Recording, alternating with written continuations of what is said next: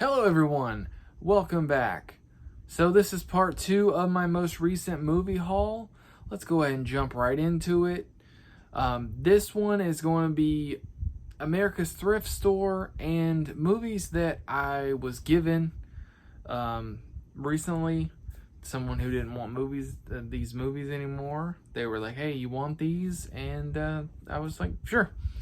So let's go ahead and jump right into it. And start with America's Thrift. This is one of my more favorite places to go. I enjoy this going to America's Thrift Store better than Goodwill. I always seem to find a whole bunch there. I've had these for quite a while, so just begging to be put in a video, featured in a video. First off, we have 2004 PG-13, 1 hour and 26 minutes. It is Dwayne "The Rock" Johnson, Walking Tall. One of his first and one of his best by far. I absolutely love this movie. Co-starring Johnny Knoxville. This one here, of course, is a remake. I've never seen the original Walking Tall.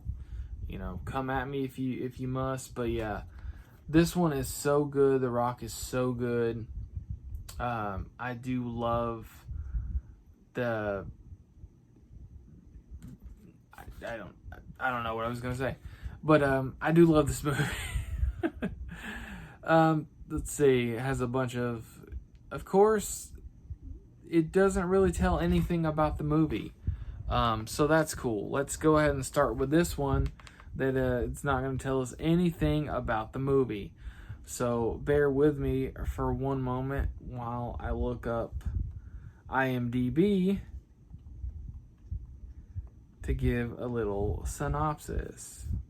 Yeah, co-starring Ashley Scott and Johnny Knoxville. Here we go. A hard-boiled former U.S. Special Forces veteran and decorated Sergeant Chris Vaughn is in for a rude awakening as his peaceful hometown has changed radically, with the old cedar mill gone out of business for good and a garish gambling house opened instead, promoting drugs and violence thanks to his old high school nemesis, Jay Hamilton. Chris will have no other choice but to take matters into his own hands as the town's new sheriff. Now Jay's murderous henchmen have no place to hide, and with a primitive and lethally efficient 4x4 fence post as his weapon of choice, Chris is determined to clean up the vice and the corruption in his beloved birthplace. So yeah.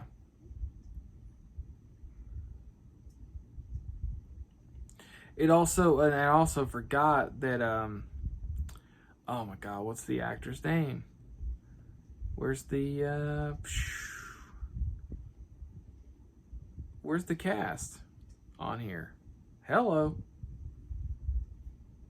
Neil McDonough as Jay Hamilton, and he's great. He's a great villain. He's great in general, but he's a really good Venom. Man, I can't talk. He's a really great villain in this movie. This movie is just really good. It's one of those that I've seen a lot. It's one of those that you could just pop on at any time and watch. It's very rewatchable for me personally. And I'm a big fan of The Rock. I grew up during the Attitude Era of the WWF, where The Rock, when The Rock used to be a professional wrestler, a lot of, people may not know that, some of the younger people. And I was a huge fan of the character, and then eventually became a huge fan of the guy himself, and, I'm still a fan. I think he's, as a person, he's absolutely fantastic. He's a wonderful human being. So, whether or not I am a fan of a movie or not, I'll always be a fan of The Rock as a person. I almost forgot to show the disc. Pretty nice. Not too bad. All right, next up, we have 2013, rated R, 1 hour and 32 minutes. From the Jackass crew, we have Bad Grandpa. I do really like this movie. I grew up, like, I was a teenager when Jackass premiered on MTV.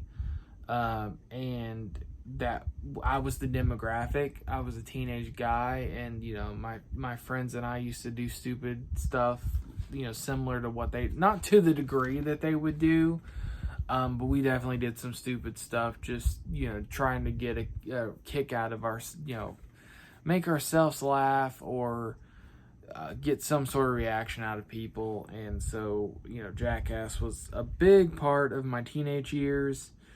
And but I enjoy this movie as a movie. Like, it's not just a bunch of Jackass stunts, it's an actual movie, and it has a pretty decent story.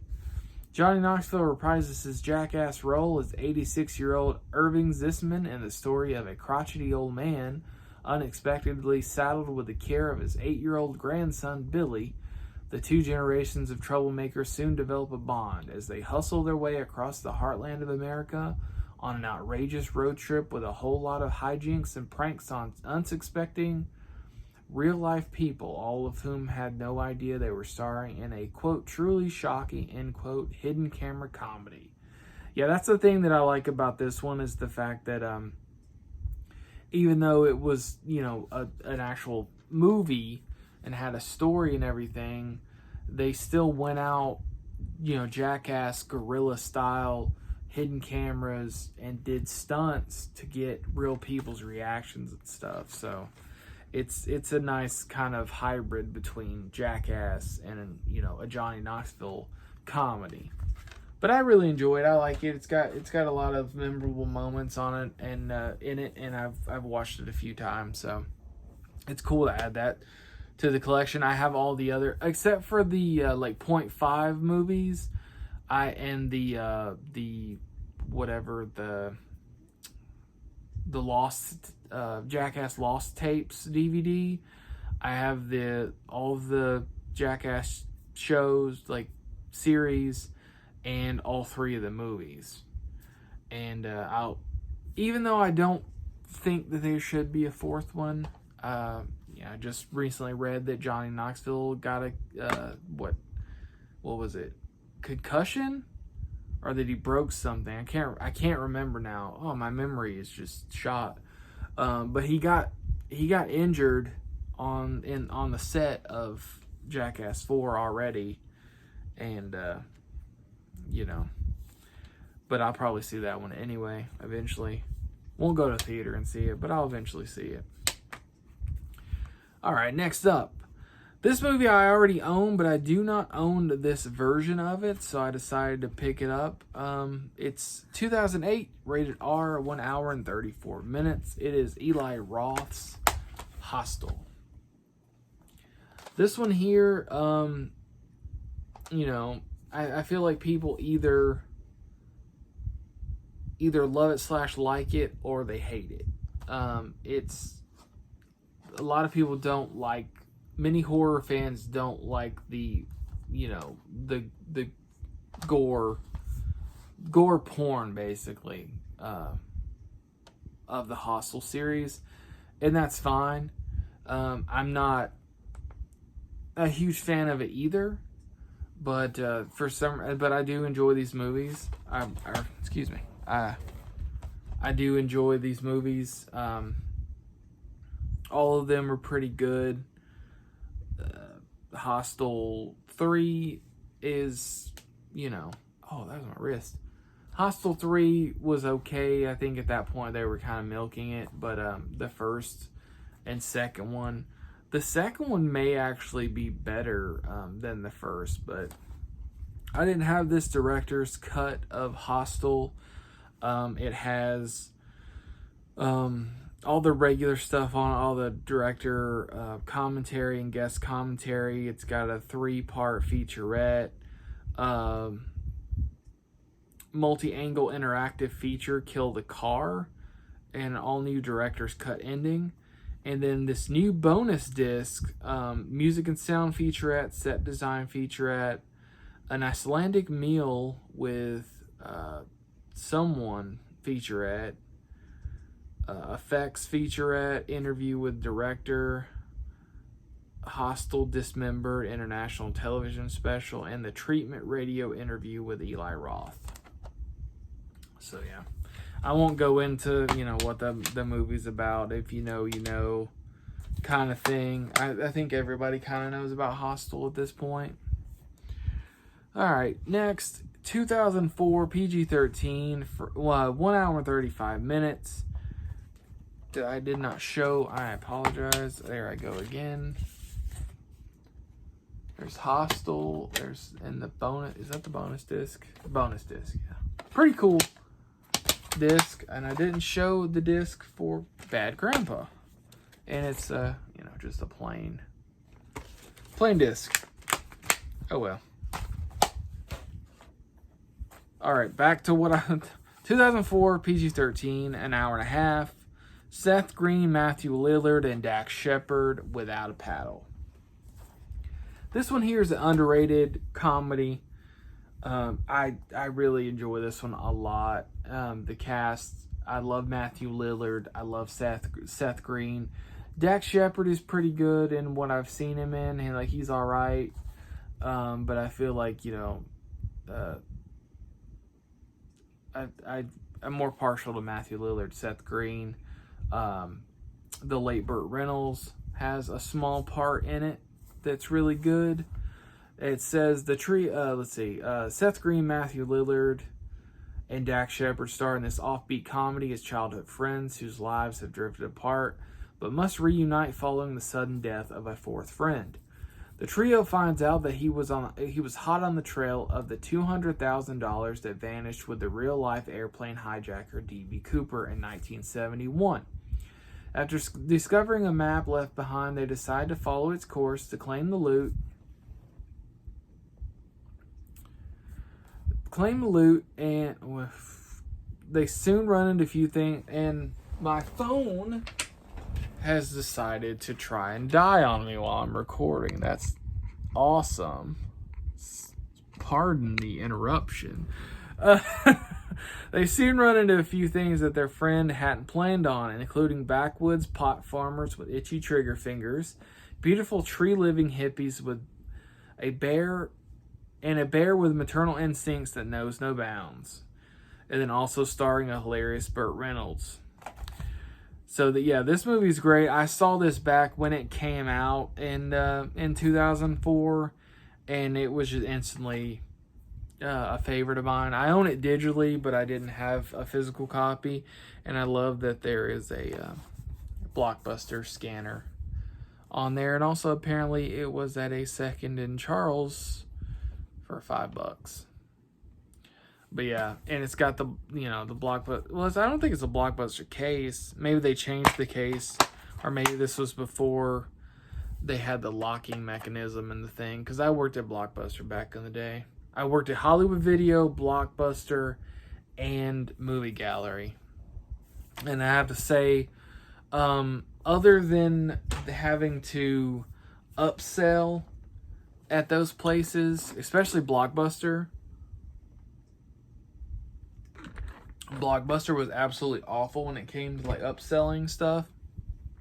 Movie rental stores were some of my favorite jobs. Next up, we have a double feature, 1991 and 1993. Both are PG-13, just under an hour and a half. It is Hot Shots and Hot Shots Part 2. Absolutely love Part 2. Have seen that one more than the first, and I like it more. Probably because I saw it first and I watched it more, but I do like Part 2 a lot more. That it's based more on Rambo, Rambo First Blood. And the first Hot Shots is based more on Top Gun.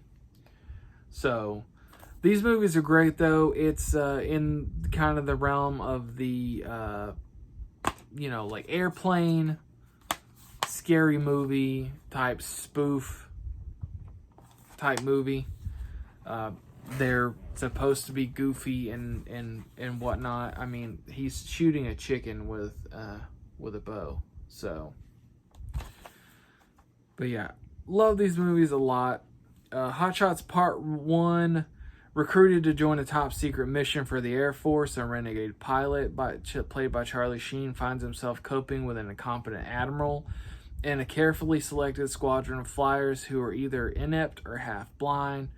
He also winds up in competition with the Corps' model of military perfection for the heart of the base's sultry psychiatrist. And then in Part 2, in the hilarious Hot Shots sequel, former renegade pilot Topper Harley, played by Charlie Sheen, is once again recruited for a secret mission. This time the country's incompetent president, played by the same person that plays the incompetent admiral in the original movie, sends him to the Middle East to rescue U.S. hostages and the countless men who have already been sent in to rescue them. Pining for his former lover in a Buddhist temple, Topper manages to pull himself together and sets out on his laugh-filled, action-packed task. These are great. Like I said, 91 and 93. And I love those movies a lot. Say what you want about Charlie Sheen. You know, gonna separate the man from the actor here. He was really good in those movies. All right, next up we have a trilogy of Jim Carrey movies. Really trying to build out my Jim Carrey collection. I love Jim Carrey, one of my favorite comedians or comedy actors. The same as I'm trying to build out my Keanu Reeves collection and Robin Williams collection. Found all these at America's Thrift Store. First off, we have from 2001. It is PG, 2 hours and 32 minutes. Didn't realize 2.5 hours for this movie. The Majestic. This was one of the first movies that I saw Jim Carrey's serious acting role. I think that was The Truman Show. Because The Truman Show came before this. But The Truman Show had some comedic elements. It still was Jim Carrey. This one was a lot more of a serious, dramatic role. It says Jim Carrey plays Peter, a Hollywood screenwriter who stumbles into tiny Lawson, California, with his memory blanked out by an auto accident.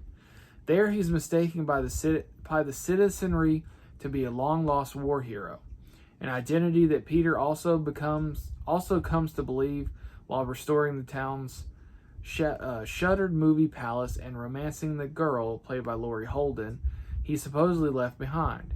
It's the perfect lie, and perhaps the perfect lie. Excuse me, it's the perfect life and perhaps the perfect lie, but the truth is bound to surface. This is a really good movie. If you enjoy Jim Carrey, especially if you enjoy Jim Carrey's more serious roles, like this is one of his better ones for sure. And this was I don't know. This was still when Jim Carrey was at his peak for sure. Not that he's not still great, but you know. But I'm biased. I'm biased with Jim Carrey. So next up we have, let's go 2003, PG-13, an hour and 41 minutes. From the director of Liar Liar, we have Bruce Almighty. Not as good as Liar Liar. Liar Liar is one of my favorite Jim Carrey films, but I do enjoy this one. Co-stars Morgan Freeman, Jennifer Aniston. It says, let's all that. In a life-altering encounter, the big guy upstairs, played by Morgan Freeman, endows Bruce with all of his divine powers and challenges Bruce to take on the big job to see if he can do it any better. That's really all. That's all. Really, all it's going to give you. I mean, that's you don't really need to know more than that, but Bruce Almighty. All right, and last of the Jim Carrey and last of the America's Thrift, 2008, PG-13, 1 hour and 44 minutes. Jim Carrey, Zooey Deschanel, Yes Man. This one I wasn't big on the first time I saw it. I liked it, but I wasn't like, blown away by any means. But it grew on me after a couple of watches. It's one that you find on streaming services and all that kind of stuff. I actually think I had this one digitally, but I'm trying to get some of the ones I only have digitally, physical copies of. But this and this one here,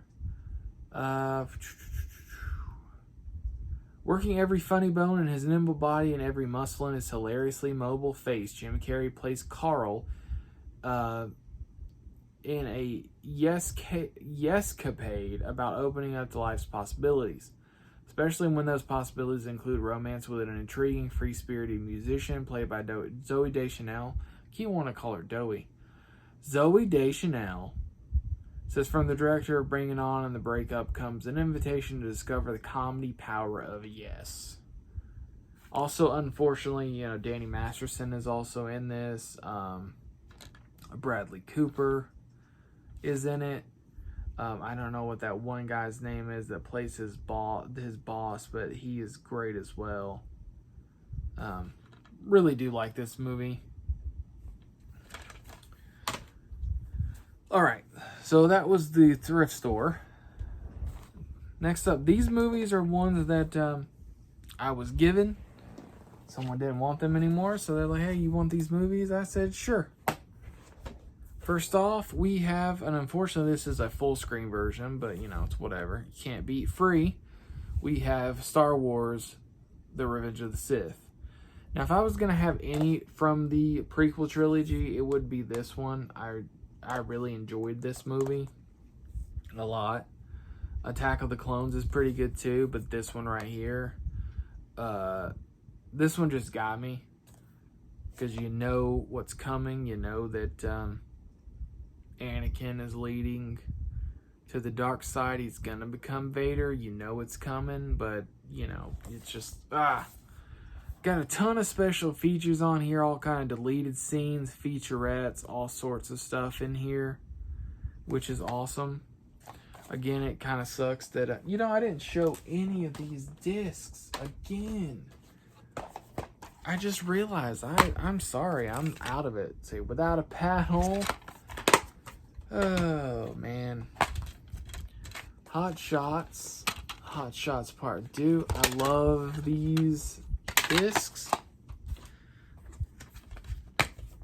Yes Man is a stupid plain one. Honestly, I shouldn't have bought this movie because of the disc. Bruce Almighty. And the Majestic. So sorry about that. Alright, we've got Revenge of the Sith. Yes, look at that. Oh, Master Yoda. Cool. That's the, I assume that's the bonus disc. Yeah.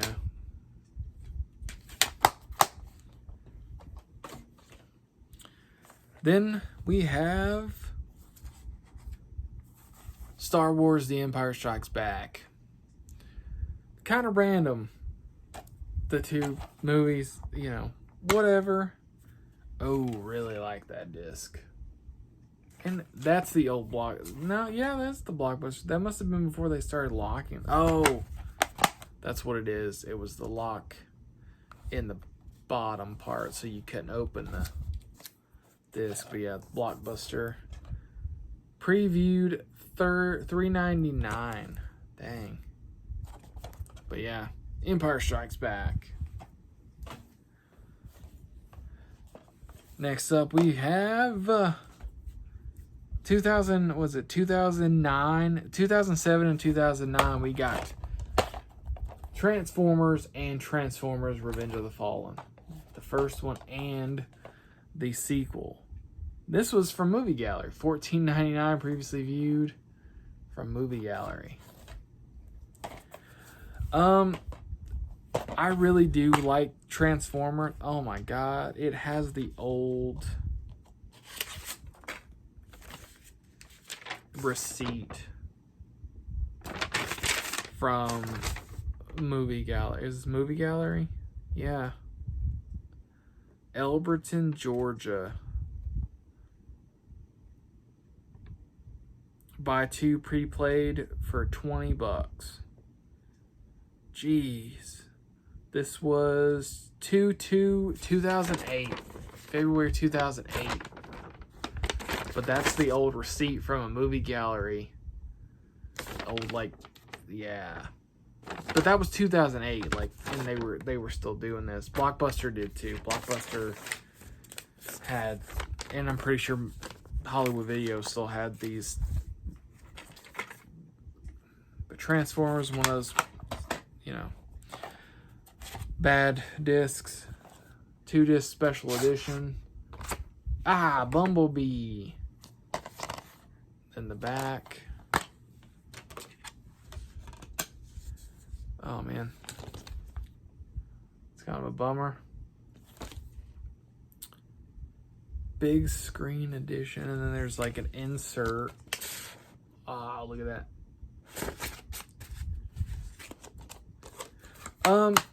Revenge of the Fallen was all right. If I was gonna own any of the Transformers movies, it would be these two, especially the first one. First one was the best one, and the one I liked the most. And so cool to have those. And then we've got the Hunger Games: Catching Fire. Don't have any of these movies. I've seen them all. If I were to pick any of them to have, it would have been the first. The first one, I think, is the best one.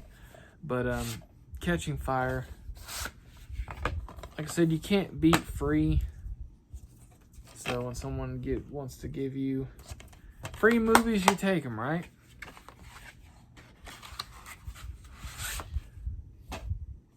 And last but not least, got Despicable Me 2. I believe I already own this DVD, or I own this movie on Blu-ray, maybe. But, and I have not seen it. I've seen the first one, and I liked it. But I have not seen this one. And I think, isn't there a third one? And I'm pretty sure there's like a Minions movie or something like that, too. I didn't go all that far. I saw the original one, and that was pretty cool. But the receipt, man, that takes me back. That's ridiculous. That's... man, woo. But yeah, that is it. That's the last part of the movie haul. 2 months worth, I think at least 2 months worth of stuff. You know, like I said, all those were given to me, which is awesome. It's always cool to get free movies. A lot of my collection, or not a lot, but there, you know, is a percentage of my collection that I acquired because people would give me DVDs. They would say, hey, you know, I know you collect movies. Do you want these? And I didn't really care what they were. I would be like, sure. And, you know, or if there were 1 or 2 in there that I wanted, I would just say, well, just give them all to me. It's fine. But that's going to do it for the conclusion of this movie haul. Thank you for watching. If you made it all the way through, I hope you enjoyed. If you did, drop me a like. I appreciate the support.